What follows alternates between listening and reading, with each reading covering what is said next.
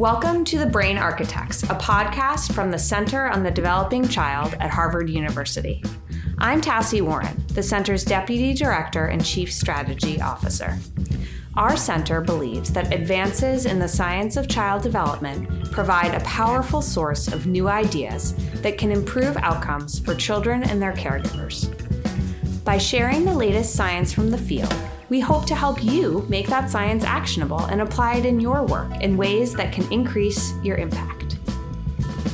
In June, we hosted a webinar about our latest working paper, Place Matters: The Environment We Create Shapes the Foundations of Healthy Development, which examines how a wide range of conditions in the places where children live, grow, play, and learn can shape how children develop, beginning before birth, which in turn shapes their lifelong physical and mental health.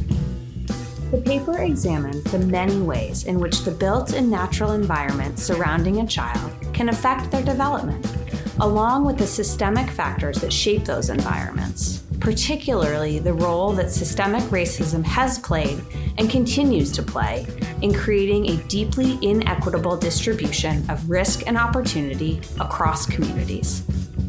It also emphasizes how the latest science can help deepen our understanding of these issues and, combined with community expertise and fresh thinking across a wide array of policy domains, offers promising opportunities to redesign environments so that all children can grow up in homes and neighborhoods free of hazards and rich with opportunity. During the webinar, Corey Zimmerman, our Chief Program Officer, moderated a discussion around these themes between Dr. Lindsey Burghardt, our Chief Science Officer, and Dr. Dominique Lightsey-Joseph, our Director of Equity, Diversity, Inclusion, and Belonging Strategy, which we're happy to share with you all on today's episode.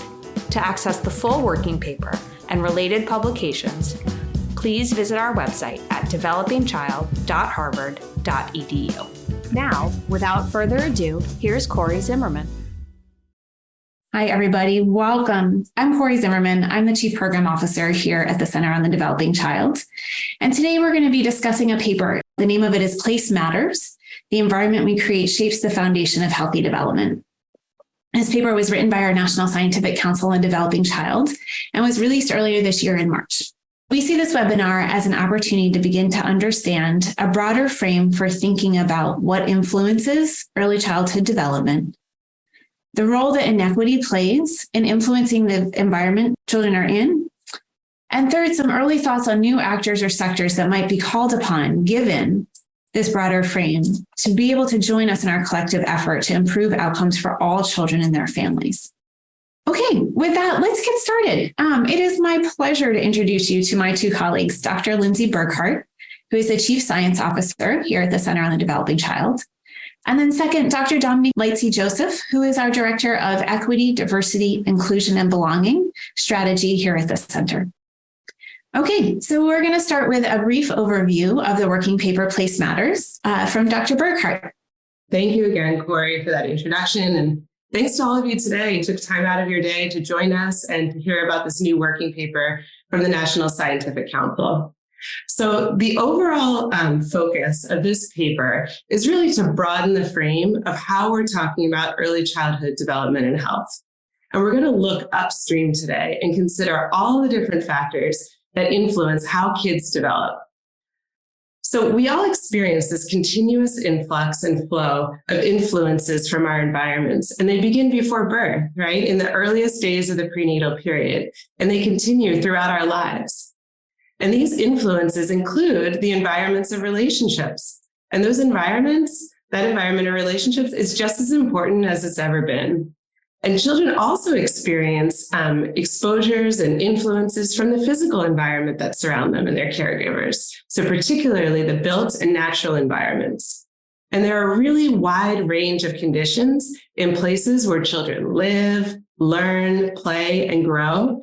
And all of these conditions have the ability to get under the skin and affect the developing brain and also other biological systems. So the immune system, the microbiome, and the metabolic system, among others.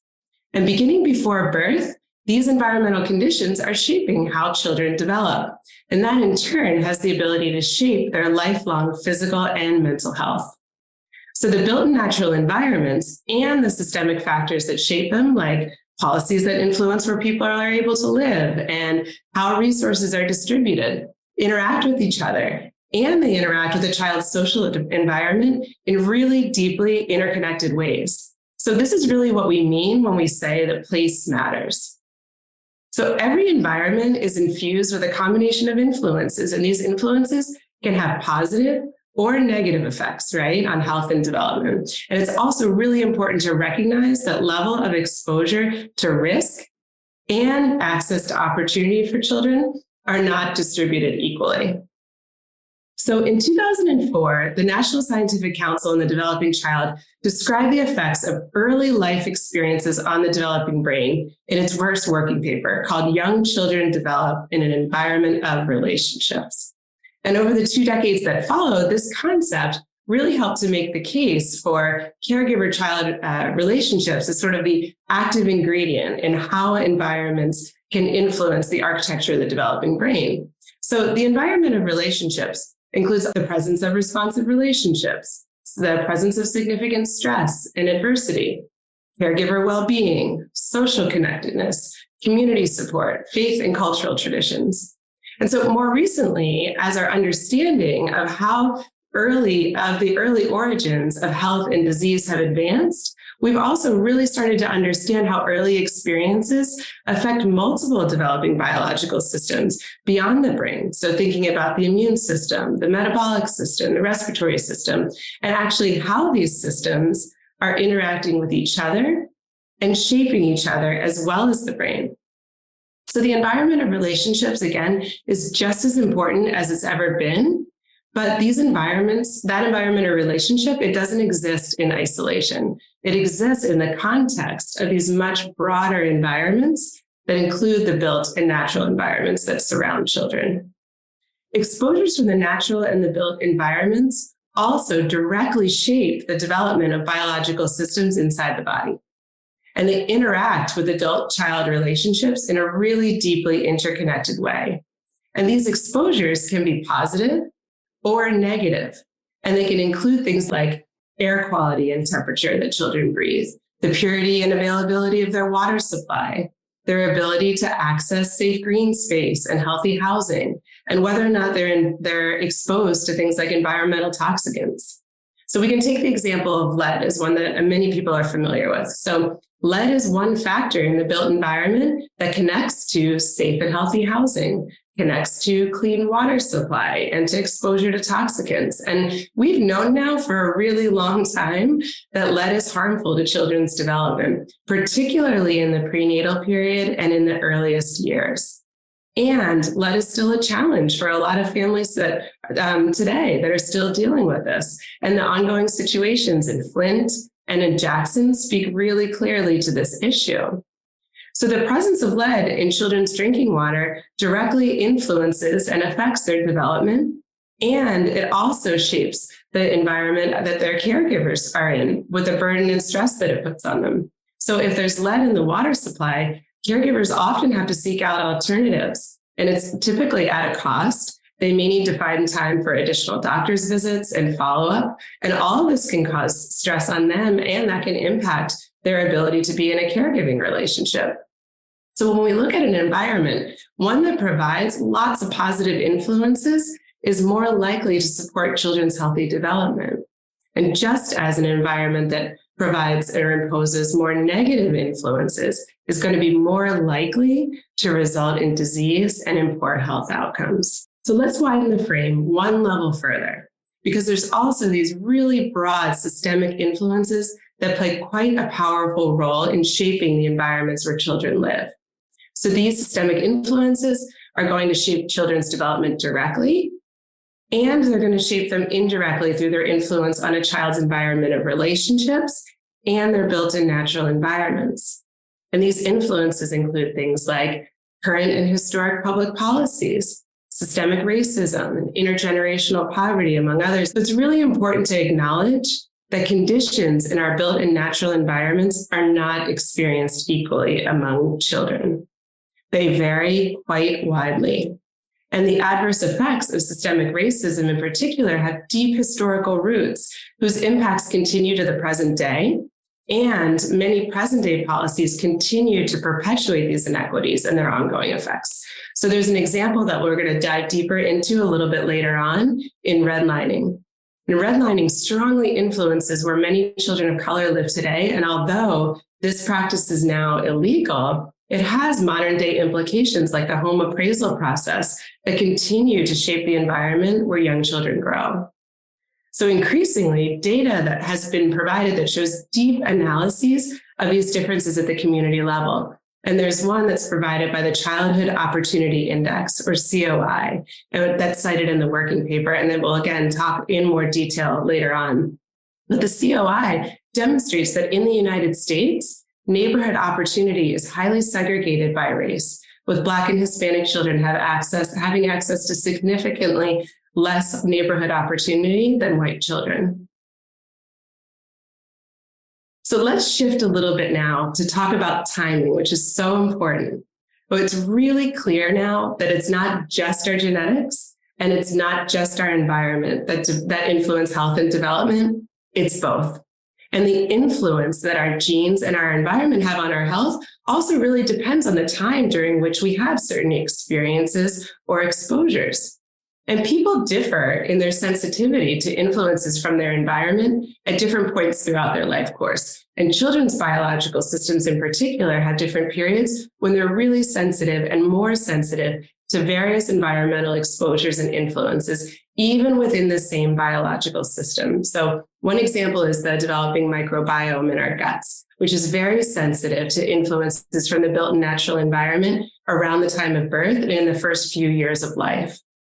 So in general, the sensitivity of the brain and the other biological systems that we've talked about is typically greater in the prenatal period than it is in early childhood. And in general, young children are more sensitive to influences from their environment than older children, who are in turn more sensitive than adolescents. And in general, adolescents will be more sensitive than adults to many environmental exposures. And this is really important when we consider the importance and the impact of environmental exposures because of that greater sensitivity in early childhood. When an exposure happens during fetal development or in early childhood, it's going to have a very different impact and potential effect than if that same exposure happened later in life.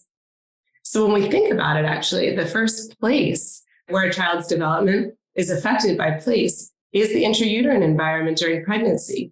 And during fetal development, immature biological systems are developing at a very extremely fast pace, and their development is powerfully shaped by the environment around them. And these systems read conditions in the womb as predictors of what they're going to encounter after birth, and they sort of adapt accordingly. And so because these systems are still differentiating, they're still becoming specialized and figuring out what they're going to be, the exposures can result in really different outcomes depending on the time during development when they occur. And we can take a look here at the example of air pollution. So air pollutants can be absorbed in a variety of ways and can cause problems in developing organs and entire organ systems. But the nature and the severity of any potential effects will be different depending on the time during childhood and during development when the exposure occurs. So for example, in the prenatal period, exposure to air pollution is associated with things like adverse birth outcomes in prematurity and in low birth weight. And in early childhood, exposure to air pollution is a known risk factor for a variety of health effects, including asthma. And children who are exposed to higher rates of outdoor air pollution during the first year of life may have diminished functional lung capacity as teenagers. So this is only one example of how the nature and the extent of an exposure that occurs very early in life may not even be fully apparent for years or even decades later. So let's talk a little bit about climate. So climate and our changing climate is a really important factor in how children experience place. So we've talked today about how environment shape development and health. And we've discussed that what surrounds us quite literally shapes us. So let's go back to thinking really broadly about what's surrounding and shaping children in their environment. We talked about the quality and the temperature of the air that they breathe, the purity and availability of their water supply, their ability to access safe and healthy housing, their ability to access nutritious foods, and the quality and density of the buildings in their neighborhoods. So climate is modifying the environment where kids are living in a number of ways. It's increasing the temperature of the air that's surrounding them and making that air less pure.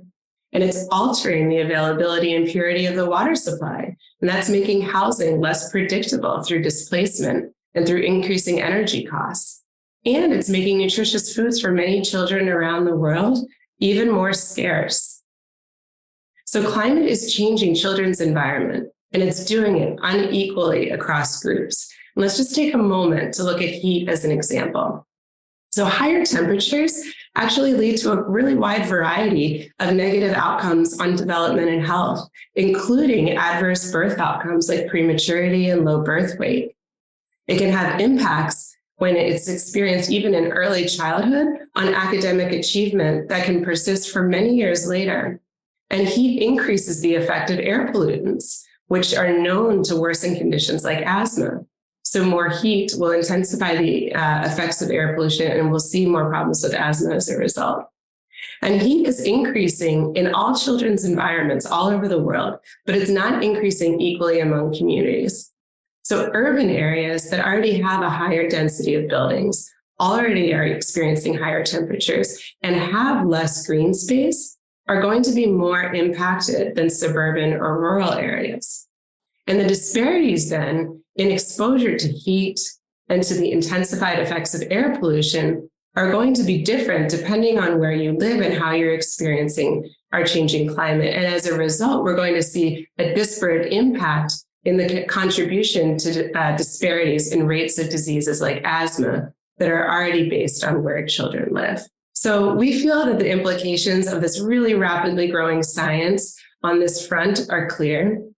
Understanding the really powerful effects that the natural and built environments have on the early foundations of health and development is calling for increased attention to really important influences that fall well beyond what we all consider the traditional boundaries of the early childhood field. So this demands that we have to incorporate a more intentional early childhood perspective within the current concerns of things like urban planning, rural development, environmental protection, climate change, anti-discrimination policies, and many others. And doing this requires that a much broader range of policy domains must work together to redress racist and other discriminatory policies, and we have to achieve greater equity. All communities have aspects of their built and natural environments that have been designed through intentional decisions made over time, and they can be redesigned to support healthy development. And supporting healthy development is still very much about encouraging and supporting caregiver-child relationships. And it's also about bringing communities, businesses, and governments to work together to assure a supportive and healthy environment for all young children, with particular attention to the built and natural environments that are currently falling far short of that goal. So working together across various policy domains beyond the early childhood field and sector, we can reshape environmental influences with a science-informed lens and a shared goal of achieving fairness of place, so that all children can grow up in homes and neighborhoods that are free of hazards and rich with opportunity. All right. Thank you, Dr. Burghardt, for that overview of the paper. So many rich insights. I'm actually really excited to dive into this more now with you and Dr. Lightsey-Joseph. Thank you. All right. That was a great overview. And now we're going to shift into the panel part. So, Dr. Burghardt, this first question is going to be for you.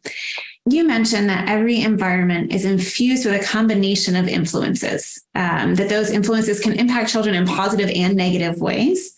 And I was wondering, can you give us an example of an environmental influence that has an important impact on children and families, but maybe it's not something that we typically think of as related to early childhood development? Like, does it help us dimensionalize a little bit? What would be an example? Yeah, thanks for the question, Corey. So one of my favorite examples here is green space. So our knowledge of the health effects of green space is really increasing as we're learning more and more of the science behind how green space exposure affects health and development in children. And we have a growing body of science that's demonstrating that the benefits of access to safe green space around the prenatal period has a variety of benefits and a variety of health outcomes in children. So later on, benefits to the immune system and benefits really on children's mental health in a number of ways. And there's also really growing and exciting, deepening knowledge about how green space can offset some of the more negative environmental exposures that I spoke about, like heat and air pollution. So, as we talked about earlier, children are experiencing the built natural environment really differently based on where they live. And right now, children's opportunity to access green space is not equal. But I think that given the robustness and the rapidly growing science in this area around the really wide range of benefits, this kind of disparity of place is one that really demands greater attention. And in particular, when it pertains to green space. And there's also, I think, a really interesting and significant what we call co-benefit when we think about bringing together in conversation and action children's health and their environments. So, for example, if we're decreasing concentrations of air pollution, including through ways like increasing green space, then we can improve the air quality that children are breathing and potentially make problems like asthma less likely to occur. And these types of interventions, as we spoke about earlier, are really needed most in communities that have the lowest concentrations of green space right now and also the highest rates of asthma. So many thoughts, sparking so many different ideas. And as an example, it's close to my heart as well. So I really appreciate that one. Dr. Lightsey-Joseph, I want to bring you in. I want to ask about this concept of fairness of place that Dr. Burghardt mentioned. And I was curious if you could tell us a little bit more about the social history that's led to this unequal distribution of environmental influences. Sure. Thank you for having me today, Corey, and good to see you, Dr. Burghardt. Yeah, sure. I can answer that question for you. I think in understanding the unequal distribution of environmental influences, we have to name the historical practice of redlining in the U.S., which is a policy in the 1930s by the Federal Home Owners Loan Corporation, in which neighborhoods, particularly those that were populated by Black residents, were color-coded based on perceived financial risk for, real estate investments.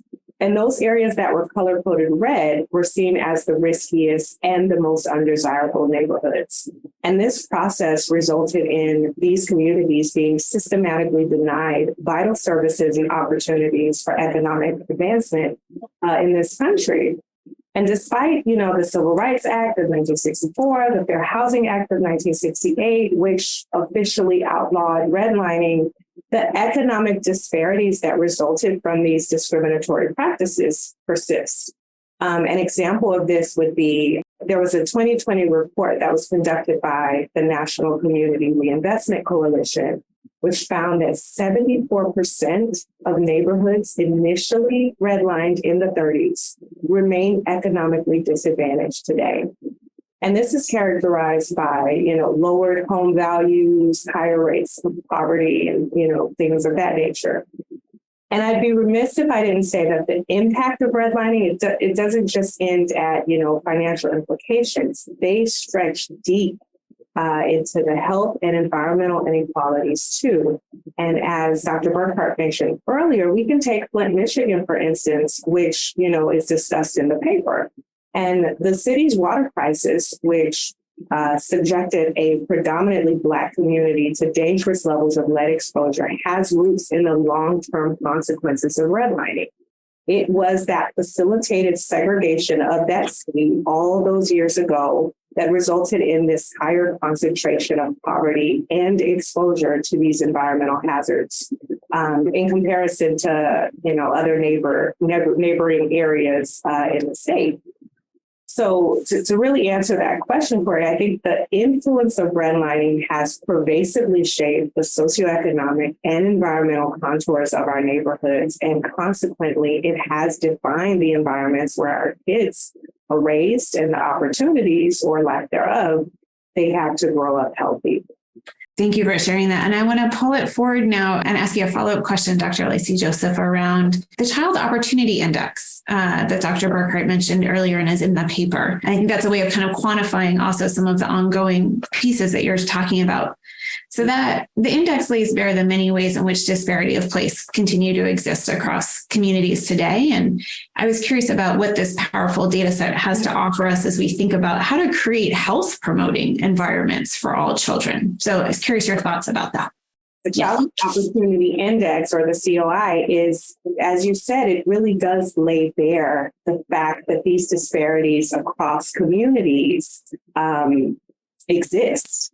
And I think it quantifies it, to your point, in a way that, there's that felt anecdotal knowledge of it, but to see it in the form that it is in the COI, I think is invaluable. So it's a tool that really does help us to understand these disparities across communities. And it uses a range of indicators, as Dr. Burghardt said earlier, within the educational, health, and environmental domains. That really examines like the conditions that are vital for children's healthy development across neighborhoods in the U.S. And one of the most significant insights by the COI is that the substantial disparities in child opportunity are often racialized in nature between different neighborhoods, cities, and regions. And for example, in the 100 largest U.S. metropolitan areas, a turn of the decade analysis of the COI found that Black children are 7.6 times more likely than white children to live in neighborhoods with substantially lower opportunity to grow up healthy. And Latin children are about 5.3 times more likely to live in neighborhoods with lower opportunity. And so the COI, beyond that, right, it allows us to identify these environmental disparities across neighborhoods within the same city as well. So as you both know, I'm a transplant from California, deep roots out there. And there's a neighborhood in West Fresno that has consistently been ranked as one of the neighborhoods most burdened by population in the state of California. And subsequently, it ranked really low on the COI as well, due to the high air pollution and the limited green spaces. But in contrast to that, neighborhoods with a higher ranking within the same city, literally across the tracks, right, often have less pollution and more parks and playgrounds. And I think the data that is offered by the COI is really this powerful resource, right, that not only allows us to identify these spaces, but it also allows us to address these disparities in that they can inform, where these targeted interventions and resource allocation to neighborhoods that require more attention to infrastructure and investment is necessary. And I would say that it's important to note that while neighborhoods in Flint, like we mentioned a few times, and Fresno are still impacted by, being renovated all those years ago, the environments in which our kids live, they grow and they play and they learn, they are not fixed. And these outcomes are not inevitable. They are the product of decisions that have been made over time, and they can be reimagined and restructured.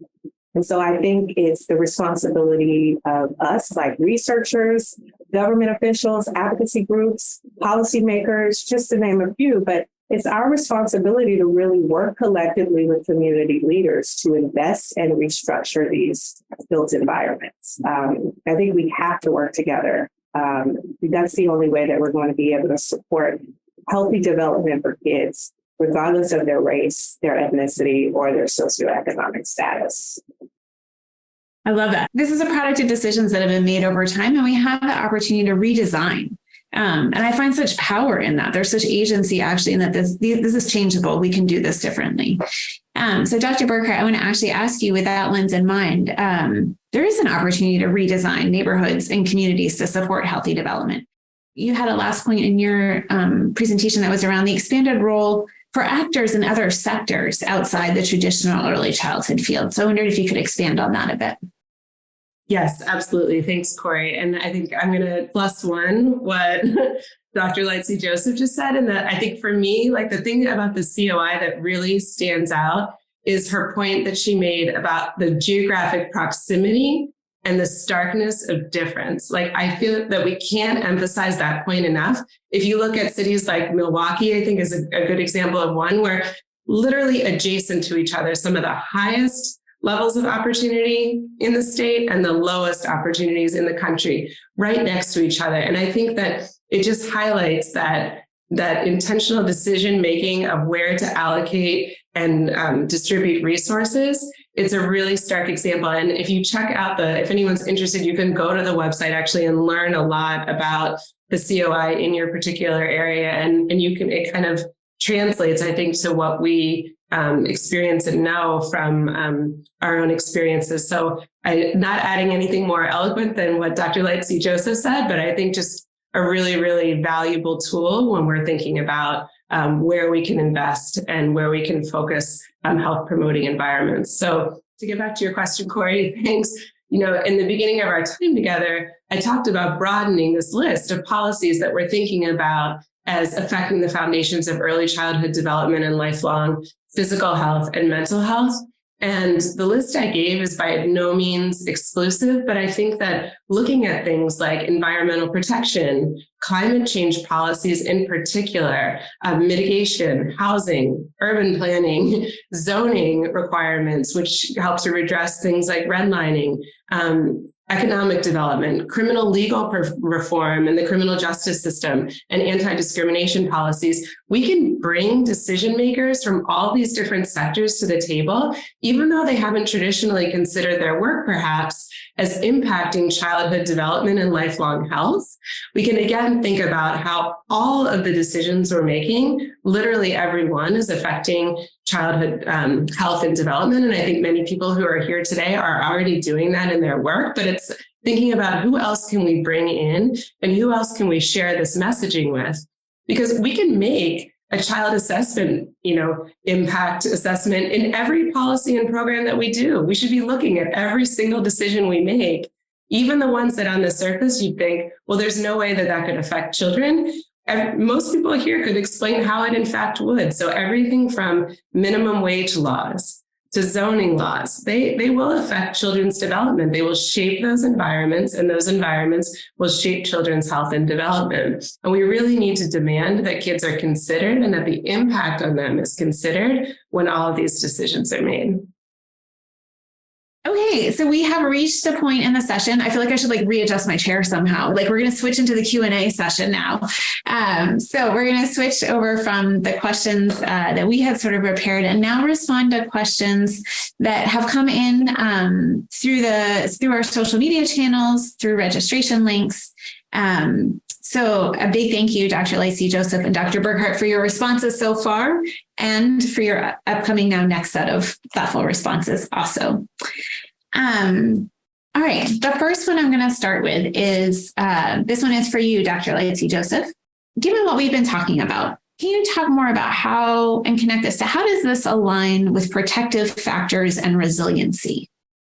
Curious your thoughts about that. I love that question. So in these neighborhoods, right, there are these strong community-based organizations and social support structures that already exist. And they have long been, providing emotional support, the practical help, the collective strength and resilience, which in turn nurtures the well-being and empowerment for the kids and families residing, in these respective communities. And I think acknowledging these protective factors is important because they are invaluable for sure. I also think it doesn't negate the need to confront and address the systemic injustices that have resulted in such disparities and made resilience so necessary in the first place. So these protective factors are present, and they, to me, serve as a really good starting point from which we might begin to foster healthier and more equitable environments for these kids. And so I think as we, to Dr. Burghardt's point earlier about, in approaching this from a holistic perspective and looking at all of these other sectors, that we have to come together and work collectively to restructure these environments. But the approach and how we do that should be guided by the insights and the experiences of those within the communities, and not merely outside, speculations, assumptions, or perceptions of the challenges. While we might use data to help us identify where these areas are, I think pairing that information with an approach to the wider systemic challenges and keeping it community-led and community guided can really give us a real shot at transforming these opportunities that are available to kids on a national scale. All right, I'm going to keep us going. Dr. Burghardt, this next question is for you. You touched on this a bit earlier, but I think this is an opportunity for us to go deeper. And this is a topic that I care a lot about, and I swear I didn't plant this question. Somebody else actually submitted it. So the question is, how does the impact of climate change on the built and natural environments shape the foundations of development? And I'm excited to see this question too, because I think there's a lot of energy in this space right now. So curious for you to add a little more thoughts from what you did earlier. Yeah, thanks, Corey. I appreciate the chance to come back to this topic and to talk more about it. You know that I share this passion with you, but I also think it's a real opportunity for those of us in the early childhood field who kind of understand how all these different influences affect children's health and development, to bring two conversations into the same space that maybe aren't happening as much as they could right now. So climate change and children's health are two things that I think, once we can kind of explain the connections between the two, make a lot of sense, but aren't necessarily intuitive, especially for some of those sectors that I mentioned before that kind of sit outside of what we consider the traditional scope of the early childhood field. So when we think about how we can tell this story, we've discussed today how children's environments shape their development and health.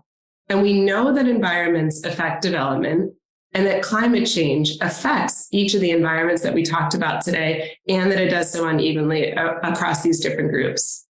So climate change, again, is modifying in many, many ways, both the built and the natural environments where children are living. And heat is one example that we discussed, but there are many others. So if we think about the availability of a pure water supply and access to nutritious foods as other examples of things that are impacted by climate change. So if nutritious foods are less available, for example, this can directly affect children's developing biological systems, especially in the prenatal period and early childhood. So when we take what science has already demonstrated and what we already know about the importance of nutrition or lack thereof in the prenatal period and early childhood, and then we think about how that's modified and changed by climate, it becomes a really clear and compelling story about why this is a really important issue that's going to affect and is affecting today children's development and health. And then things like natural disasters and flooding are going to increase the number of families who are displaced from where they live. And that's going to significantly alter the physical environment that surrounds those children. And it's going to directly affect their developing biological systems as well. And so while climate change is an urgent issue that's affecting how children are experiencing place, there's also in this space a really wide solution space that's already available to us now at every level, from high, broad-reaching goals also to more immediate things that many of us may have a potential to act on like fairly quickly. And there's actually a really big, what we call co-benefit that exists when we put climate change and early children's development and health in the same space, because many of the solutions that we all know about that promote early childhood development, healthy development, are also climate promoting policies and programs like access to green space and decreasing air pollution by decreasing fossil fuel combustion. All of these things are really good for children, and they're really good for our climate.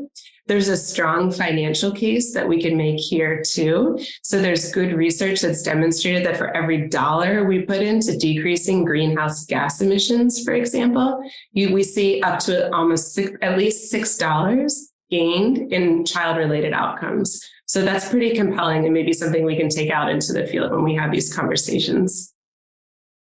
Oh, so much richness there. I really love the, as we think about place matters and then how climate modifies place and why that needs to draw our urgency and attention. And this idea of co-benefit of sort of that there are solutions that are good for the planet and good for helping us reduce the effects, as well as are good for children and their outcomes. Oh, so many.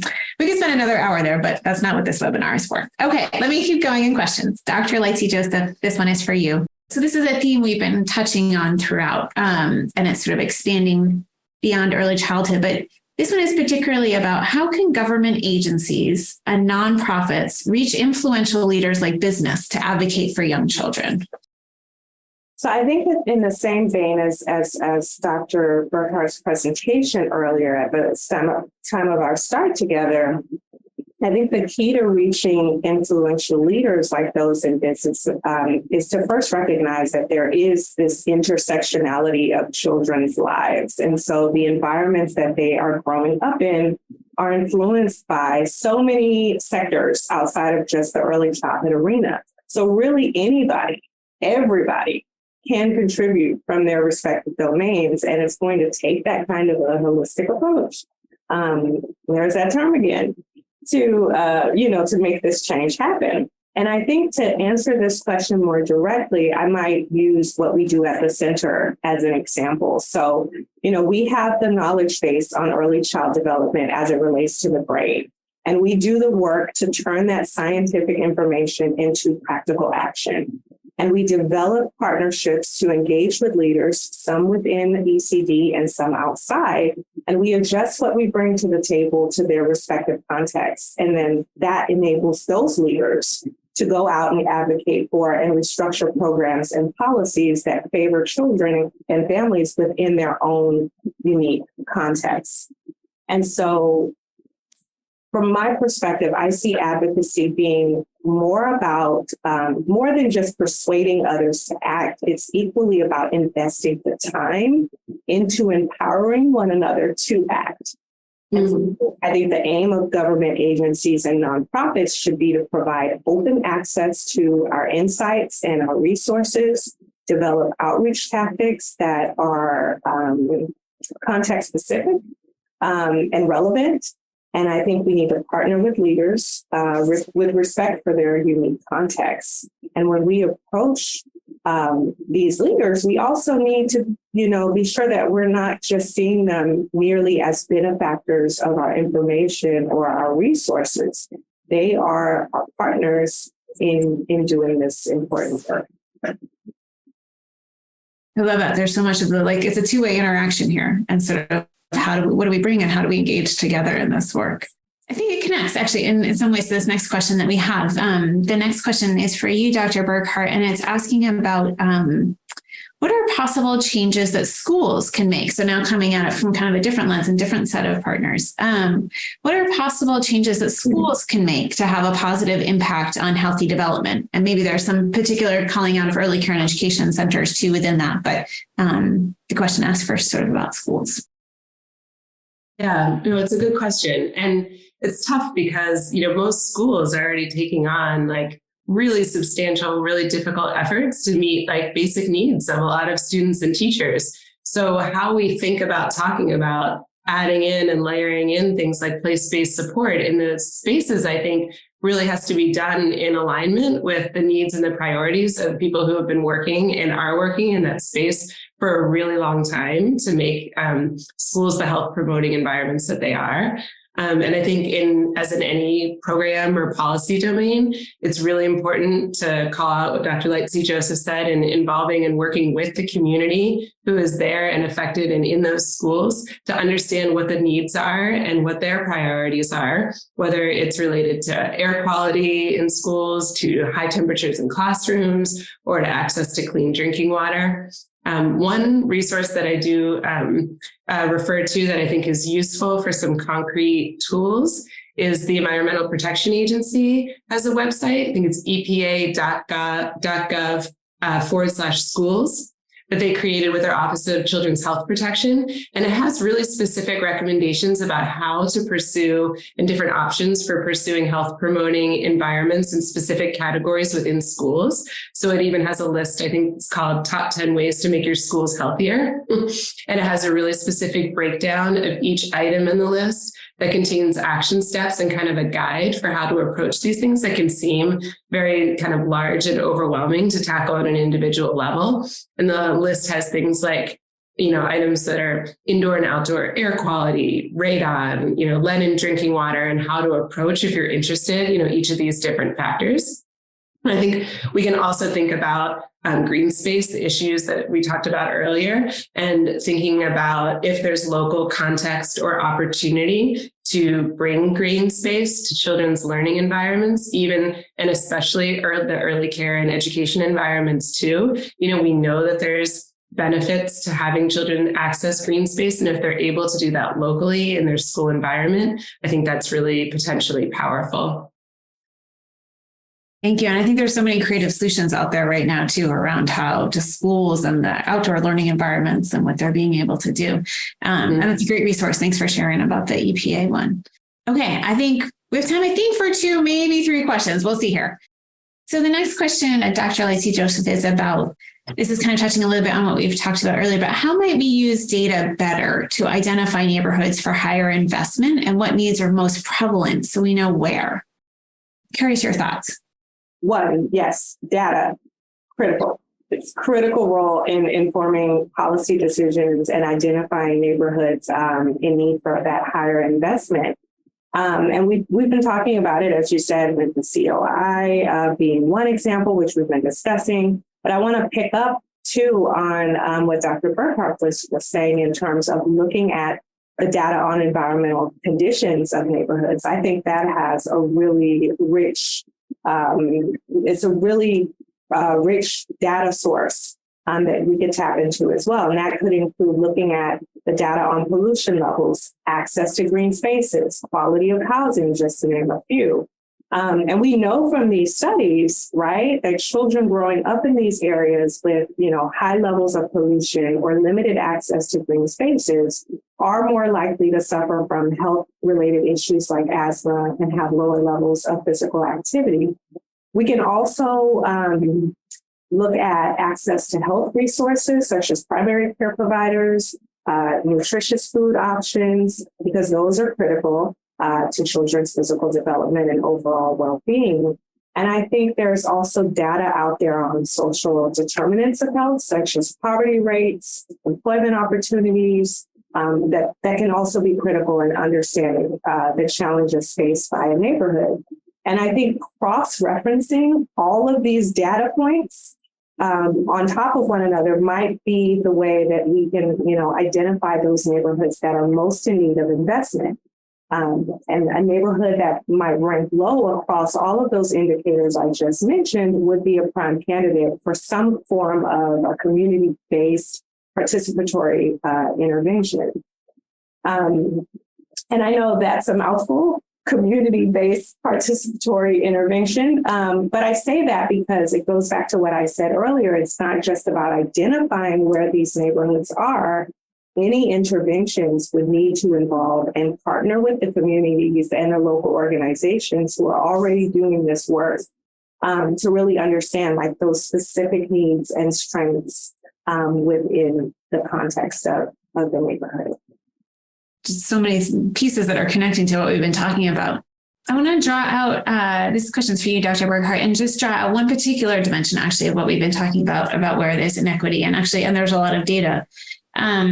I was wondering if you could talk about, so this was a question that had come in and it was curious about, can you address the unequal exposure to air pollution and talk some more about that? Yeah, I think it does. It's a nice question too. I think it ties together some of the points that Dr. Lightsey-Joseph was just making. I'll put out there first, we use the term air pollution a lot. Air pollution really means a bunch of different things that are put out into the environment that are harmful for human health and development, but it's generally a mixture that comes largely from fossil fuel combustion. So we can think about things like cars, buses, like manufacturing sites, And the amount of air pollution that a child is exposed to depends on where they live. So children who live closer to highways or roadways, to closer to transportation depots or near manufacturing or combustion facilities are going to be exposed to higher rates of air pollution than children who live further from these sources. And we've discussed throughout the hour that where children live is impacted by historical policies like redlining and modern day policies that kind of perpetuate where people are able to live and what type of neighborhood opportunity they're able to access. But in neighborhoods that were previously redlined, and Dr. Lightsey-Joseph explained this very well earlier, there was an inability of the residents who lived there to accumulate wealth by getting favorable mortgages or access to high-paying jobs. And through that inability to accumulate wealth, they were therefore unable to gain as much political power to oppose the building of things like highways, transportation hubs, manufacturing sites in their neighborhoods. And so many of these air pollution producing factors are more commonly situated in neighborhoods that were previously redlined. And so as a result, children who live in these areas are exposed to more air pollution than children who live farther from highways, manufacturing sites, transportation terminals. And that translates to a difference in the rates of things like asthma and other diseases that are caused by or can be influenced by exposure to air pollution. And we see higher rates of asthma in children who live in previously redlined neighborhoods than children who have access to neighborhoods with lower rates of air pollution. So it's very clearly influenced by where you live. There's some sobering facts in there, just sort of pieces you're sharing. And lots of reactions. All right. So last question. I'm going to squeeze one last one in here. If this one's for you, Dr. Lightsey-Joseph. It's a question around how do we think about promoting change and do that in a way that keeps in mind people's cultural norms, whether those are regional or local, but just thinking about how to promote change while keeping in mind those cultural norms. That is such an important question, Corey, for so many reasons. I think what's sticking out for me is it's important. It's an important question because there are so many well-meaning institutions that do run the risk of perpetuating a savior complex if their solutions aren't representative of the communities that they're trying to serve. And so what is being asked kind of speaks to that importance of respect and understanding that change should never mean dismissing the ways people have lived for generations, but rather promoting change should involve working within those cultural frameworks to improve conditions in ways that really do resonate in the community. And I think for sustainable change, we've been talking about, throughout our time today, we need to first understand and respect the context of these communities we're engaging with. And this can be achieved in a number of ways, whether it's active listening, engaging in learning opportunities or community building relationships, collaborating with community members across different events. It's really about amplifying those voices and insights rather than imposing our own. I think we also need to recognize that there's not a one-size-fits-all approach to problem solving. Solutions that work in one context or in one neighborhood might not work in another. So we have to really develop these tailored, targeted strategies that align with the specific realities of a respective community. And then I think the last thing I would say is it's really about building capacity and empowering communities too, by providing access to the knowledge that we have.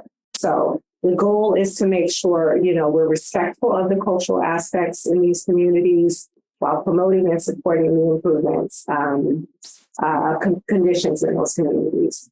And I think to achieve this, our approach has to be rooted in empathy, respect, and not most importantly, but also very important, is partnership. What a great note to end on. All right, I'm pulling forward the themes of there are these universal concerns and ways we can use data, but really having an approach that's rooted in empathy and respect and partnership. And with that, thank you. And we wish you the best in your continued work supporting children and families. Thank you for all that you're doing. I'm really thrilled to be on this journey with you. Thank you. The Brain Architects is a product of the Center on the Developing Child at Harvard University. You can find us at developingchild.harvard.edu, where we will post any resources that were discussed in this episode. We're planning a 3-part webinar series for this fall, continuing to explore various ways that our built and natural environments influence development and lifelong health. Stay tuned to our social media channels for more details. You can find us on Twitter at Harvard Center, Facebook at Center Developing Child, and Instagram at Developing Child Harvard. Our music is Brain Power by Mila from freemusicarchive.org.